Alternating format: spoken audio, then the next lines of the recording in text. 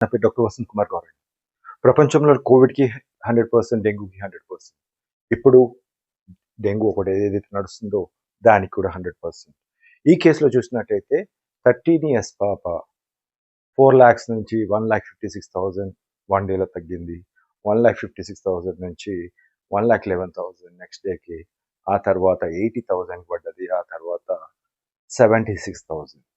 So ఈ టైంలో నాకు ఆ పేషెంట్ రీచ్ అయింది ప్రైవేట్ హాస్పిటల్‌లో. క్యారీ పిల్, యాంటీబయాటిక్స్ అన్ని పెట్టి అది చేశారు. బట్ నా దగ్గరికి వచ్చిన తర్వాత డిఫరెంట్ ప్రోటోకాల్, డిఫరెంట్ మెడిసిన్‌తో 100% రిజల్ట్స్‌తో 76,000 ఉన్న కేస్ ఒక్క రోజులో ఫీవర్ పోయింది 1,02,000. ఆ తర్వాత 1,63,000. ఆ తర్వాత 2 డేస్‌కి 3,87,000.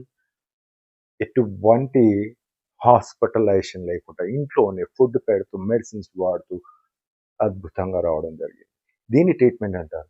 ఇప్పుడు చాలామంది ప్రముఖులు పెద్ద పెద్ద హాస్పిటల్‌లో దేవరకొండ 15 రోజుల పాటు హాస్పిటల్‌లో ఉండి అన్ని రిపోర్ట్స్ పెట్టమనండి. అన్నీ పడిపోయి తర్వాత మెల్లిగా ఏదో ట్రాన్స్‌ఫ్యూషన్ పెట్టి పెంచడం జరిగింది. అలా అని కాకుండా సింప్లెస్ట్‌గా మెడిసిన్స్‌తో అద్భుతమైన రిజల్ట్స్‌తో ఎటువంటి ప్రాబ్లమ్ లేకుండా ఇంట్లోనే ట్రీట్మెంట్ వాడొచ్చు. సో దీన్ని ట్రీట్మెంట్ అంటారు. దీన్ని అద్భుతమైన ట్రీట్మెంట్ అంటారు.